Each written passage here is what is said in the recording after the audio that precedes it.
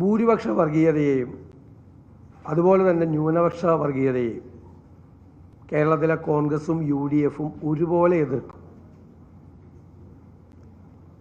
അത്തരം സംഘടനകളുടെ പിന്തുണ ഞങ്ങൾ സ്വീകരിക്കില്ല. ഇപ്പോൾ SDPI UDFിന് നൽകിയിരിക്കുന്ന പിന്തുണയെയും ഞങ്ങൾ ആ പശ്ചാത്തലത്തിൽ തന്നെയാണ് കാണുന്നത്. വോട്ട് ചെയ്യുന്നത് വ്യക്തിപരമായിട്ടാണ് ആളുകൾ വോട്ട് ചെയ്യുന്നത്. അത് അവരുടെ സ്വാതന്ത്ര്യമാണ്. അവർക്ക് ഇഷ്ടമുള്ള രീതിയിൽ വോട്ട് ചെയ്യാം. എല്ലാ ജനവിഭാഗങ്ങളും UDFിന് വോട്ട് ചെയ്യണം എന്നാണ് ഞങ്ങളുടെ ആഗ്രഹം. പക്ഷേ സംഘടനകളുടെ കാര്യത്തിൽ ഞങ്ങളുടെ തീരുമാനം ഇതാണ്. ആ പശ്ചാത്തലത്തിൽ തന്നെയാണ്, ഈ തീരുമാനത്തിൻ്റെ പശ്ചാത്തലത്തിൽ തന്നെയാണ് ഞങ്ങൾ SDPIയുടെ പിന്തുണയെയും കാണുന്നത്. മുഖ്യമന്ത്രിയും BJPയും തമ്മിൽ വീണ്ടും ഒക്കച്ചങ്ങായിമാരായി മാറിയിരിക്കുകയാണ്. വയനാട്ടിൽ രാഹുൽ ഗാന്ധി നോമിനേഷൻ കൊടുക്കാൻ വന്നപ്പോഴുണ്ടായ റോഡ് ഷോയിൽ പതാകയൊന്നും ഉണ്ടായിരുന്നില്ലെന്നാണ് ഇപ്പോൾ മുഖ്യമന്ത്രിയുടെ പരാതി.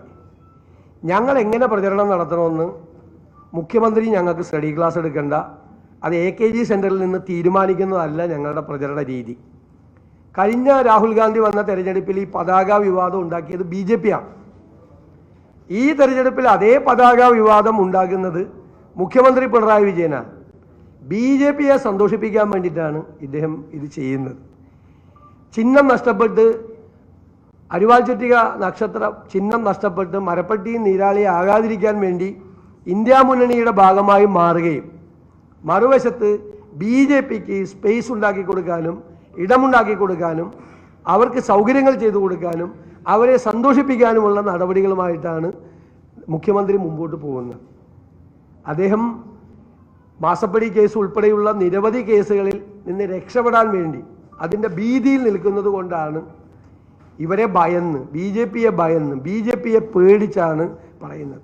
അതുകൊണ്ട് ഓരോ വാക്കും സൂചിപ്പിക്കുന്നത്. ഇപ്പോൾ കഴിഞ്ഞ ഒരാഴ്ചയായി നിരന്തരമായി രാഹുൽ ഗാന്ധിക്കെതിരായിട്ടുള്ള ആക്രമണമാണ് അദ്ദേഹം നടത്തുന്നത്. രാഹുൽ ഗാന്ധിയാണ് ഇന്ത്യയിലെ ജനങ്ങളുടെ മുഴുവൻ ഈ ഫാസിസത്തിനെതിരായ, വർഗീയതയ്ക്കെതിരായിട്ടുള്ള പോരാട്ടത്തിലെ ഇന്ത്യയിലെ ജനാധിപത്യ ചേരിയുടെ മുഴുവൻ പ്രതീക്ഷയായിട്ടാണ് രാഹുൽ ഗാന്ധി നിൽക്കുന്നത്. ആ രാഹുൽ ഗാന്ധിയെ അപകീർത്തിപ്പെടുത്തി രാഹുൽ ഗാന്ധിക്കെതിരെ സംസാരിച്ച് BJPയെ സന്തോഷിപ്പിക്കാൻ വേണ്ടി നടത്തുന്ന ഈ മുഖ്യമന്ത്രിയുടെ ശ്രമം വില പോവില്ല. നിങ്ങൾ പലപ്പോഴും ഞങ്ങളോട് ചോദിച്ചിട്ടുണ്ട്, മുഖ്യമന്ത്രിയും ഗവർണറും തമ്മിൽ ഏറ്റുമുട്ടുമ്പോൾ നിങ്ങൾ ആരുടെ പക്ഷത്താണ്? ഞങ്ങൾ അന്ന് പറഞ്ഞത് എന്താ? ഞങ്ങൾ ഇരുവരുടെയും പക്ഷത്തല്ല. കാരണം ഇരുവരും സൗകര്യം വരുമ്പോൾ ഒന്നിക്കുന്ന ആളുകളാണ്. കേരളത്തിൽ മുഖ്യമന്ത്രിയും ഭരണകൂടവും പ്രതിരോധത്തിലാവുമ്പോൾ അപ്പോഴാണ് ഗവർണർ മുഖ്യമന്ത്രിയെ രക്ഷിക്കാൻ വേണ്ടി വരാറുള്ളത്, വിവാദം. അപ്പോൾ മുഖ്യമന്ത്രിയും ഗവർണറും തമ്മിലുള്ള വിവാദം, സർക്കാരും ഗവർണറും തമ്മിലുള്ള വിവാദം തെരുവിലെത്തും. അത് കഴിഞ്ഞിട്ട് പിന്നെ സമാധാന കാലമാണ്. സമാധാന കാലമാകുമ്പോൾ ക്ലിഫ് ഹൗസിൽ നിന്ന് രാജ്ഭവനിലേക്കും, രാജ്ഭവനിൽ നിന്ന് ക്ലിഫ് ഹൗസിലേക്കും മധുര പലഹാരങ്ങളും സമ്മാന പൊതികളും അങ്ങോട്ടും ഇങ്ങോട്ടും കൊടുക്കും. ഇപ്പം ആ സമാധാന കാലമാണ്. അതുകൊണ്ട് കഴിഞ്ഞ കുറേ നാളുകളായി പിടിച്ചു വച്ചിരുന്ന മനുഷ്യാവകാശ കമ്മീഷൻ ചെയർമാനെ വീണ്ടും പ്രഖ്യാപിച്ചിരിക്കുകയാണ്. ഞങ്ങളതിനെ ശക്തിയായി എതിർത്തതാണ്. മനുഷ്യാവകാശ കമ്മീഷൻ ചെയർമാനായി ജസ്റ്റിസ് മണികുമാറിനെ, ചീഫ് ജസ്റ്റിസ് ആയിരുന്ന മണികുമാറിനെ നിയമിക്കുന്നതിൽ ഞാൻ ആ സമിതിയിൽ തന്നെ എതിർപ്പ് പ്രകടിപ്പിച്ചിരുന്നു, ശക്തമായ എതിർപ്പ്. അതിനുശേഷം എന്തുകൊണ്ടാണ് എതിർപ്പ് പ്രകടിപ്പിക്കാൻ ഉള്ള കാരണമെന്ന് വളരെ വിശദമായി ഗവർണറെ അറിയിച്ചിരുന്നു. അത് ഇതുവരെ തീരുമാനമെടുക്കാനിട്ട് ഇത്രയും കാലം മാറ്റിവെച്ചിട്ട് പെട്ടെന്നൊരു തീരുമാനം എടുക്കുന്നത് സർക്കാരും ഗവർണറും തമ്മിൽ വീണ്ടും ധാരണയിൽ എത്തിയിരിക്കുന്നതിൻ്റെ ഭാഗമായിട്ടാണ്. തെറ്റായ ഒരു തീരുമാനമാണ് എടുത്തിരിക്കുന്നത്. ഇതിനു മുമ്പും ഗവർണറും സർക്കാരും തമ്മിൽ, മുഖ്യമന്ത്രിയും തമ്മിൽ ഒന്നിച്ചപ്പോഴെല്ലാം ഇതുപോലെ നിയമവിരുദ്ധമായ തീരുമാനങ്ങൾ എടുത്തിട്ടുണ്ട്. ആ തീരുമാനങ്ങളാണ് പിന്നീട് സുപ്രീം കോടതി ഇടപെട്ട് യൂണിവേഴ്സിറ്റി വൈസ് ചാൻസലറുടെ നിയമനങ്ങൾ, എത്ര നിയമനങ്ങളാണ് റദ്ദാക്കിയത്. അപ്പോൾ യൂണിവേഴ്സിറ്റി വൈസ് ചാൻസലർമാരുടെ നിയമനങ്ങളെല്ലാം ഇറഗുലർ അപ്പോയിൻമെൻറ്റ്സ് ആയിരുന്നു. ആ അപ്പോയിൻമെൻറ്റ്സ് ഇവർ നടത്തിയത് നിയമവിരുദ്ധമായിട്ട്. ഇവർ ഒരുമിച്ച് ചേർന്ന് നടത്തുന്ന മുഴുവൻ കാര്യങ്ങളും നിയമവിരുദ്ധമാണ്, പ്രശ്നമാണ്.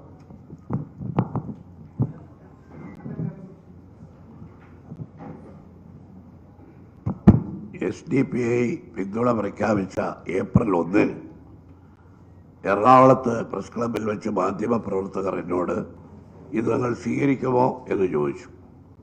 അന്ന് ഞാൻ പറഞ്ഞ മറുപടി, ഞങ്ങൾ ആലോചിക്കും. ഞങ്ങൾ UDF-ലും പാർട്ടിയിലും ആലോചിച്ച ശേഷം മാത്രമേ ഇത് സ്വീകരിക്കുമോ ഇല്ലയോ എന്ന് പറയാൻ കഴിയുള്ളൂ. 1-ാം തീയതിയാണ് പറഞ്ഞത്. ഇന്നലെയാണ് UDF-ന്റെ നേതാക്കൾ ഞങ്ങൾക്കെല്ലാവർക്കും ഒന്ന് ഒരുമിച്ച് ചർച്ച ചെയ്യാനൊരു അവസരം കിട്ടിയത്. ഇന്നലെ വയനാട് വെച്ച് കൽപ്പറ്റയിൽ വെച്ച് ഞങ്ങളെല്ലാം ചർച്ച ചെയ്തു. ആ ചർച്ച ചെയ്തതിൻ്റെ അടിസ്ഥാനത്തിൽ ഞങ്ങളെടുത്ത കൂട്ടായ തീരുമാനമാണ് ഇവിടെ പ്രതിപക്ഷ നേതാവ് ഇപ്പോൾ പറഞ്ഞത്. അതിനിടയ്ക്ക് ഞാനായാലും അദ്ദേഹം പ്രതിപക്ഷ നേതാവായാലും ഇതേക്കുറിച്ച് ഇന്ന് വരെ മുഖ്യമന്ത്രിയുടെയും CPM സെക്രട്ടറിയുടെയും ഇടതുമുന്നണി നേതാക്കളുടെയും ഒക്കെ പ്രസ്താവന ഞങ്ങൾ സ്വീകരിച്ചു കഴിഞ്ഞു. ഞങ്ങളിതെല്ലാം സ്വീകരിച്ചു എന്നുള്ള നിലയ്ക്കാണ് പ്രത്യേകിച്ച് ദേശാഭിമാനിയൊക്കെ നടത്തുന്ന പ്രചരണം. ഞങ്ങൾ അവരുടെ പിന്തുണ ഈ മുഖ്യമന്ത്രിയോ ഗോവിന്ദൻ മാഷോ പറയുമ്പോഴാണോ അതിന് മറുപടി പറയേണ്ടത്? ഞങ്ങൾ ആലോചിച്ച് പറയാം എന്ന് മറുപടി പറഞ്ഞു. ആദ്യത്തെ അവസരം ഇന്നലെയായിരുന്നു. ആലോചിച്ചു, ഇതാ ഇന്ന് ഞങ്ങൾ മറുപടി പറഞ്ഞിരിക്കുന്നു. ഒരു കാര്യം കൂടി പറയാനുണ്ട്, അതുകൂടി പറഞ്ഞിട്ട് നിങ്ങൾക്ക് ചോദ്യം ചോദിക്കാം. ഇന്നലെ പതാക ഉപയോഗിക്കാത്തതിനെക്കുറിച്ച് ഒരു പതാക ഉപയോഗിച്ചില്ല. പതാക ഒരു കഴിഞ്ഞ തവണ BJP ചർച്ചാ വിഷയമാക്കിയെങ്കിൽ ഇന്നലെ മുഖ്യമന്ത്രിയാണ് ചർച്ചാ വിഷയമാക്കിയത്. അതിൻ്റെ കൂട്ടത്തിൽ അദ്ദേഹം ഒന്നുകൂടെ പറഞ്ഞു, കുറേ നാളായി പറഞ്ഞുകൊണ്ടിരിക്കുകയാണ്, ഈ പൗരത്വ നിയമത്തിനെതിരായി അദ്ദേഹം നടത്തുന്ന പ്രസംഗങ്ങൾ ആ നിയമം കൊണ്ടുവന്ന മോഡി ഗവൺമെൻറ്റിനെതിരായിട്ടല്ല. അദ്ദേഹത്തിൻ്റെ ഫോക്കസ് മുഴുവനും കോൺഗ്രസിന് ചാച്ചാട്ടമുണ്ട്. രാഹുൽ ഗാന്ധി പറഞ്ഞില്ല. പ്രതിപക്ഷ നേതാവ് വളരെ വ്യക്തമായി പറഞ്ഞു. ഈ ജോഡോ ന്യായ യാത്രയ്ക്കിടയിൽ അദ്ദേഹം നടത്തിയ പത്രസമ്മേളനത്തിൻ്റെ വീഡിയോ അല്ലേ അത് അയച്ചു കൊടുത്തു. എന്നിട്ടും ആവർത്തിച്ച് നുണ പറയാണ്. സത്യത്തിൽ നമ്മൾ ഈ നുണ പറയുന്ന ആളിനെ നമ്മളെല്ലാം വിശേഷിപ്പിക്കുന്നത് ഗീബൽസിനോടാണെങ്കിൽ ഇപ്പോൾ പൗരത്വ നിയമവും തെരഞ്ഞെടുപ്പ് പ്രചരണത്തിൽ പിണറായി വിജയൻ ഒരു കേരള ഗീബൽസായി മാറിക്കഴിഞ്ഞു. ആവർത്തിച്ച് നുണ പറഞ്ഞുകൊണ്ടിരിക്കുക. ഇന്നലെ അദ്ദേഹം ചോദിച്ചു, ഈ പൗരത്വ നിയമത്തെക്കുറിച്ച് കൽപ്പറ്റയിൽ വന്ന് സംസാരിച്ചിട്ട് ഒരു വാക്ക് പോലും പറഞ്ഞില്ലല്ലോ. അദ്ദേഹം ഒരു വാക്ക്, ഞങ്ങളെല്ലാവരും അവിടെ ഉണ്ടായിരുന്നു. അദ്ദേഹം ഇന്ത്യയുടെ ഭരണഘടനയെ രക്ഷിക്കാനാണ്, ഇന്ത്യയുടെ മതേതരത്വത്തെ രക്ഷിക്കാനാണ്, ജനാധിപത്യത്തെ രക്ഷിക്കാനാണ് അദ്ദേഹം വോട്ട് ചോദിച്ചത്. അല്ലാതെ അദ്ദേഹത്തിനല്ല വോട്ട് ചോദിച്ചത്. ഓരോ സ്ഥാനാർത്ഥികളും ഉള്ള ക്രിമിനൽ കേസുകളെക്കുറിച്ചുള്ള സ്റ്റേറ്റ്മെൻറ്റ് എല്ലാ പത്രങ്ങളിലും പാർട്ടി കൊടുക്കുന്നുണ്ട്. നിങ്ങൾ ഇന്ത്യൻ എക്സ്പ്രസ്സിലും മലയാള പത്രങ്ങളിലുമൊക്കെ വായിച്ച് കണ്ടിട്ടുണ്ടാവും. രാഹുൽ ഗാന്ധിയുടെ പേരിൽ 18 ക്രിമിനൽ കേസുകളാണ് 8 സംസ്ഥാനങ്ങളിലെതിരായി ചാർജ് ചെയ്തിട്ടുള്ളത്. ഇതിൽ 11 പ്രസംഗങ്ങളുടെ പരാമർശനം ഏറ്റെടുത്തിട്ടുള്ള അപകീർത്തി കേസുകളാണ്. കർണാടക, മഹാരാഷ്ട്ര, ജാർഖണ്ഡ്, ആസാം, ഡൽഹി, ഗുജറാത്ത്, ബീഹാർ, ഉത്തർപ്രദേശ് എന്നിവിടങ്ങളിലാണ് ഈ കേസ് ചാർജ് ചെയ്തിട്ടുള്ളത്. BJPക്കും സംഘപരിവാർക്കും അവരുടെ നയങ്ങൾക്കും തീരുമാനങ്ങൾക്കുമെതിരെ രാഹുൽ ഗാന്ധി നടത്തിയ ഉജ്ജ്വലമായ പോരാട്ടങ്ങളാണ് ഈ കേസുകൾ എടുക്കാൻ അവരെ പ്രേരിപ്പിച്ചത്. അദ്ദേഹം ഉന്നയിച്ച വിഷയങ്ങളെന്താ? ഒന്ന് പൗരത്വ നിയമം, കർഷക സമരം, മണിപ്പൂരിൽ ക്രൈസ്തവർക്കെതിരെ നടന്ന വേട്ട തുടങ്ങിയത് നിരവധി വിഷയങ്ങൾ ഉയർത്തിയാണ് അദ്ദേഹത്തിൻ്റെ പേരിൽ കേസെടുത്തിട്ടുള്ളത്. ഈ പിണറായി വിജയൻ വലിയ ഘോര പൗരത്വ നിയമത്തിന് ഞങ്ങൾ ഇവിടെ നിയമം കൊണ്ടുവന്നു, ഞങ്ങളാണ് പാർലമെൻറ്റിൽ എതിർത്തത്, പോരാടിയതെന്ന് പറയില്ലേ? പൗരത്വ നിയമത്തിനെതിരായുള്ള അദ്ദേഹത്തിൻ്റെ പ്രസംഗങ്ങളിലോ അദ്ദേഹം നടത്തിയ ഈ പരാമർശങ്ങളിലോ അദ്ദേഹത്തിൻ്റെ പേരിൽ ഇവിടെ കേരളത്തിലെ പോലീസ് വല്ല ഏതെങ്കിലും ഒരു കേസെടുക്കണം എന്ന് BJPക്കാരെങ്കിലും ആവശ്യപ്പെട്ടിട്ടുണ്ടോ? അദ്ദേഹം ചെയ്തതെന്താ? പൗരത്വ നിയമം കൊണ്ടുവന്ന് ഭേദഗതി പാസ്സാക്കിയ മോദിക്കെതിരെ കേരളത്തിൽ ശക്തമായ പ്രക്ഷോഭം നടത്തി. മോദിയുടെ കോല കത്തിച്ചു, അമിത്ഷായുടെ കോല കത്തിച്ചു. ആ പ്രതിഷേധിച്ചവരുടെ മുഴുവൻ പേരിൽ 628 കേസെടുത്തു. 830 പ്രതിപക്ഷ നേതാവും UDFും ശക്തമായി ആവശ്യപ്പെട്ട് കഴിഞ്ഞപ്പോൾ പിൻവലിക്കുമെന്ന് പറഞ്ഞു. ഇപ്പോൾ ഞാൻ കഴിഞ്ഞ ആഴ്ച കോഴിക്കോട് പോകുമ്പോൾ അവിടുത്തെ പത്രത്തിൽ 158 കേസ് കോഴിക്കോട്, ഗുരുതരമായ കേസുകൾ ഉൾപ്പെടെ അതൊന്നും പിൻവലിച്ചിട്ടില്ല. എത്ര പേരുടെ പിഴ ഈടാക്കി കേസ്, അതാണ് തീർന്നു എന്ന് പറയുന്ന കേസ്.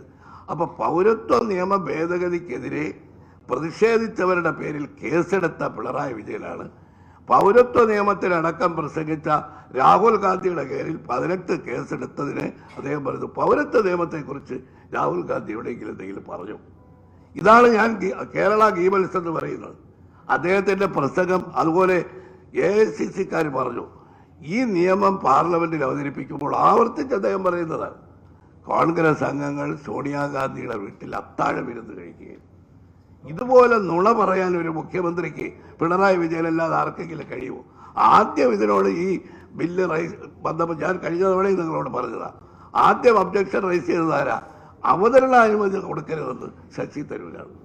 അദ്ദേഹം പറയുന്നത് ഒരു മാർക്സിസ്റ്റ് MP മാത്രമാണ് അവിടെ ചർച്ച ചെയ്തത്. അതൊക്കെ എൻ്റെ കയ്യിൽ അതിൻ്റെ രേഖകളൊക്കെ ഉണ്ട്, അത് പിന്നൊരവസരത്തിൽ പറയാം. ഇന്നലെയും ആവർത്തിച്ച് പറഞ്ഞതുകൊണ്ടാണ് പൗരത്വ നിയമത്തിൻ്റെ പേരിൽ കോൺഗ്രസിനെ പ്രതിക്കൂട്ടിലാക്കി UDF അതിനെതിരാണെന്ന് വരുത്തി തീർക്കാനുള്ള മുഖ്യമന്ത്രിയുടെ എല്ലാ പ്രസംഗങ്ങളും പ്രചരണങ്ങളും ഇപ്പോൾ ഏതാണ്ട് എന്താണ് ഈ ചീറ്റിപ്പോയിക്കൊണ്ടിരിക്കുകയാണ്. ഇനിയെങ്കിലും അദ്ദേഹം ഈ നുണപ്രചരണം നടത്തണം.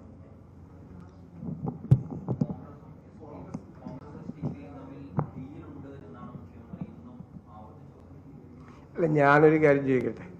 അങ്ങനെ ഒരു ഡീലുണ്ടെങ്കിൽ അവർ ഞങ്ങൾക്ക് പിന്തുണ പ്രഖ്യാപിക്കുമ്പോൾ ആ പിന്തുണ സ്വീകരിക്കണമോ വേണ്ടയോ എന്ന് ഞങ്ങൾ ആലോചിച്ച് പറയും എന്ന് ബഹുമാനപ്പെട്ട KPCC പ്രസിഡന്റ് പറയേണ്ട ആവശ്യമുണ്ടോ? ഇപ്പോൾ ഞാൻ പറഞ്ഞത് എന്താ?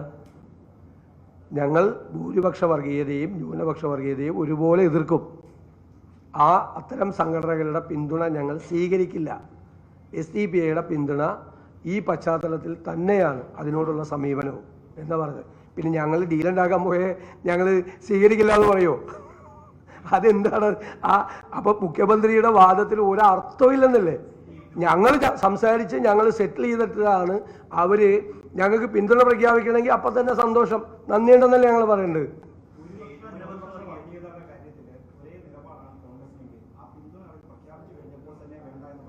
അല്ല, UDFനാണ് പിന്തുണ തന്നിരിക്കുന്നത്. അപ്പോൾ UDFിലെ എല്ലാ ഒരു കക്ഷികൾ നമുക്ക് പിന്തുണ പ്രഖ്യാപിച്ചിരിക്കുകയാണ്. UDF എന്ന് പറഞ്ഞാൽ കോൺഗ്രസ് മാത്രമല്ലല്ലോ, ഞങ്ങൾ രണ്ടുപേരും മാത്രമല്ല, ഞങ്ങൾ എല്ലാവരുമായിട്ട് ആലോചിച്ചിട്ട് ആ പിന്തുണയെക്കുറിച്ച് നമുക്ക് എന്തു പറയണം എന്ന് ഞങ്ങൾ തീരുമാനിച്ചു പറഞ്ഞു. അപ്പം തന്നെ വിത്തിൻ 1 hour KPCC പ്രസിഡന്റിൻ്റെ റിയാക്ഷൻ ഞങ്ങൾ ആലോചിച്ച് പറയുമെന്നാണ് 1-ാം തീയതി. ഇന്നലെ ഞങ്ങൾ എല്ലാവരും കണ്ടു. 3-ാം തീയതി, ഇന്ന് 4-ാം തീയതി, ഇന്ന് KPCC ഓഫീസിൽ വെച്ച് ഞങ്ങൾ മറുപടി പറയുകയാണ്. ഒരു ഡിലേ ഉണ്ടായിട്ടില്ല. ഇലക്ഷനിൽ ഞങ്ങളെല്ലാം പല സ്ഥലത്തല്ലേ, കേരളത്തിൻ്റെ വിവിധ ഭാഗങ്ങളിലല്ലേ. അല്ല, ഇനി ഞാൻ ചോദിക്കട്ടെ, അല്ല പറഞ്ഞത് വളരെ വ്യക്തമാണ്, വളരെ ക്ലാരിറ്റിയോടുകൂടിയാണ്, ഒരു സംശയത്തിലും ഇടവരാത്ത രീതിയിൽ അടിവരയിട്ടാണ് പറഞ്ഞിരിക്കുന്നത്. പിന്നെ നിങ്ങൾക്ക് വേറെ തലക്കെട്ടിന് വേണ്ടിയിട്ട് ഓരോ വാചകം വേണമെങ്കിൽ അത് നിങ്ങളുടെ ഇഷ്ടാനുസരണം നിങ്ങളുടെ തലക്കെട്ട് നിങ്ങൾക്ക് കൊടുക്കാം.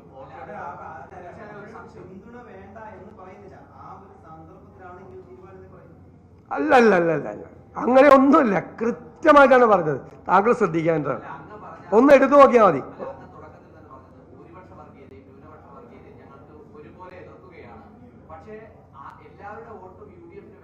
അല്ലല്ല, ഒരു കാര്യം ചെയ്താൽ മതി. ഇനി ഞാൻ മറുപടി പറയുന്നില്ല. താങ്കൾ ഞാൻ പറഞ്ഞത് എന്താണെന്ന് 2 പ്രാവശ്യം, ഇപ്പോൾ 2ാമത് ചോദ്യം ചോദിച്ചപ്പോൾ 3 പ്രാവശ്യം വളരെ കൃത്യമായിട്ട് പറഞ്ഞു. കൃത്യമായിട്ട് പറഞ്ഞു, ഒരു വ്യത്യാസമില്ല. വെറുതെ നിങ്ങൾ വെറുതെ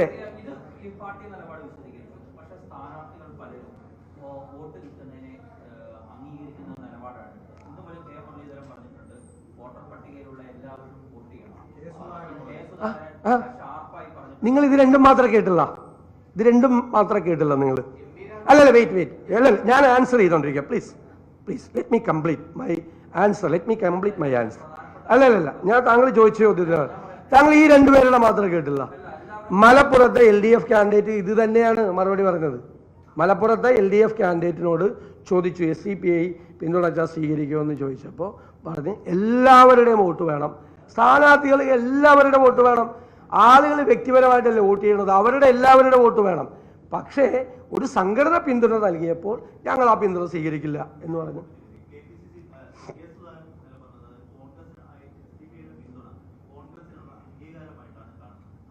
അല്ല അത് ഞാനും പറഞ്ഞ വാചകമാണ്. കാരണം അവർ പറയാനുള്ള വാചകം എന്താ? കോൺഗ്രസ് ഭയങ്കരമായ മതേതര പാർട്ടിയാണ്, ഫാസിസത്തിനെ എതിർത്ത് തോൽപ്പിക്കാൻ, സംഘപരിവാറിനെ താഴെയിറക്കാൻ കോൺഗ്രസിന് മാത്രമേ കഴിയുകയുള്ളൂ എന്ന് പറഞ്ഞ കോൺഗ്രസ് മതേതര പാർട്ടിയേ അല്ല, കോൺഗ്രസിന് ഫാസിസത്തെ ഇറക്കാൻ പറ്റില്ല എന്ന് ഞങ്ങൾ മറുപടി പറയണം. അപ്പം അങ്ങനെ എല്ലാവരും ഇന്ത്യയിലെ എല്ലാവരും ആ ഒരു അഭിപ്രായത്തിലേക്ക് വരികയാണ്. അതിനെന്താ? ഞങ്ങൾ പറഞ്ഞല്ലോ ഞങ്ങൾക്ക് പിന്തുണ.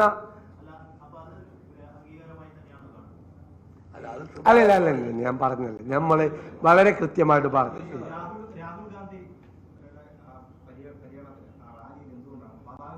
അല്ല, ഞങ്ങളല്ലേ, ഞങ്ങളുടെ പ്രചരണ രീതി തീരുമാനിക്കുന്നത് ഞങ്ങളല്ലേ, ഓരോ തരത്തിലുള്ള പ്രചരണ രീതിയല്ലേ. ഞാൻ ചോദിക്കട്ടെ, അത് തീരുമാനിക്കുന്നത്, ഞാൻ ചോദിച്ച മാതിരി AKG സെന്ററിലാണോ തീരുമാനിക്കുന്നത് രാഹുൽ ഗാന്ധിയുടെ റോഡ് ഷോ എങ്ങനെ നടത്തണം എന്ന് അവിടെ തീരുമാനിച്ചിട്ട് ഞങ്ങളോട് KPCCയിലേക്ക് ശ്രീ MM ഹസനെ വിളിച്ച് MV ഗോവിന്ദനും പിണറായി വിജയനും പറഞ്ഞനുസരിച്ചിട്ടാണോ? അതൊക്കെ കയ്യിൽ വെച്ചാൽ മതി. ഞാൻ പറയാം, പിണറായി വിജയൻ LDFന്റെ കാര്യം നോക്കിയാൽ മതി. LDFന്റെ കാര്യം, ഞങ്ങളുടെ കാര്യം നോക്കാൻ ഞങ്ങൾക്കറിയാം.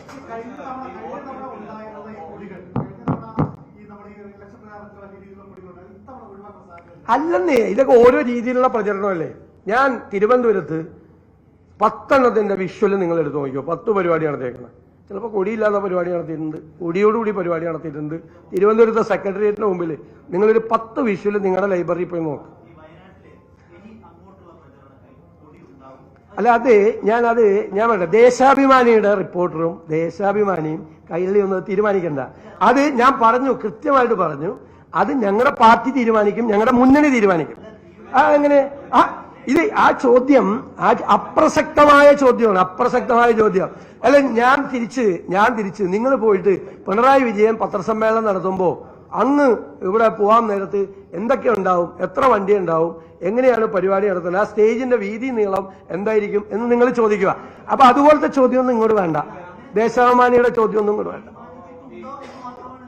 ദേശാഭിമാനി ചോദ്യമൊന്നും അങ്ങനത്തെ ചോദ്യമൊന്നും വേണ്ട.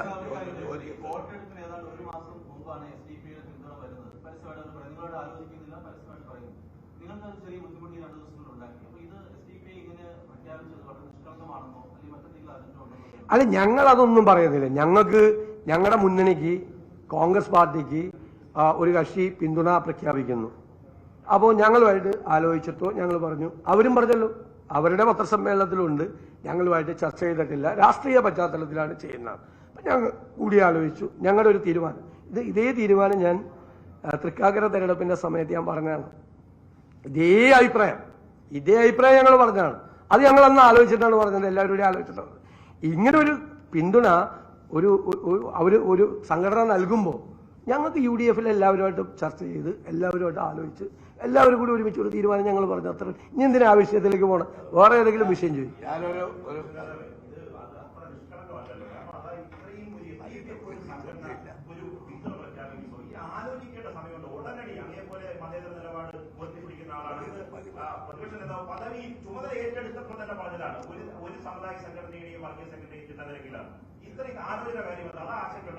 ഞാനൊക്കെ കൃത്യമായ മറുപടി പറഞ്ഞു കഴിഞ്ഞു. പിന്നെ കൈരളിക്ക് വേണ്ടി വേറെ, തലക്കെട്ടിന് വേണ്ടിയിട്ടുള്ള വേറെ മറുപടി, ദേശാഭിമാനിക്ക് വേണ്ടിയിട്ടുള്ള വേറെ മറുപടി ഒന്നുമില്ല.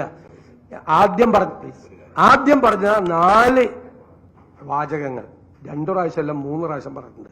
നിങ്ങൾ ഇട്ട് നോക്കിക്കോ, ഒരു അവ്യക്തതയും ഇല്ലാത്ത രീതിയിൽ കൃത്യമായിട്ടാണ് പറഞ്ഞിരിക്കുന്നത്.